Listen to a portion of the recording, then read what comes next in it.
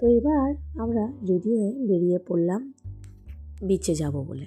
তো আমাদের হোটেলের কাছেই একদম বিচটা, তাই আমরা কোনো অটো টোটো রিজার্ভ করিনি, আমরা হেঁটেই গেলাম। আর আমরা কিন্তু এখান থেকেই স্নান করে যাচ্ছি, কারণ বিচে আমরা ঠিক করেছি যে চান করব না, কারণ ঋষি প্রচণ্ড ছোট, ওকে নিয়ে নামা যাবে না, আর ওর শরীরটা একটু খারাপ, আর সেই কারণে। আর আমি এমনিতেও মানে ভালোবাসি না এই চান টান করতে বাইরে। আমার হাজব্যান্ডের ইচ্ছা ছিল, কিন্তু বেচারা আমার জন্য বললো যে না, করব না।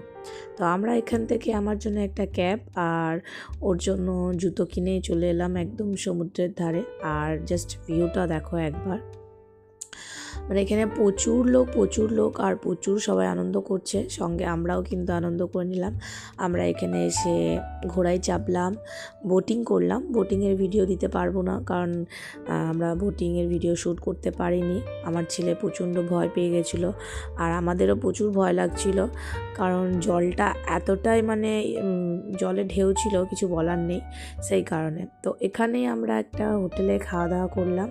খাওয়া দাওয়া করে কিন্তু আমরা রুমে চলে গেছিলাম রেস্ট নেব বলে। তো আবারও আমি তোমাদেরকে ওই বিকালের ভিডিওটা কিন্তু নেক্সট পার্টে দেখাবো।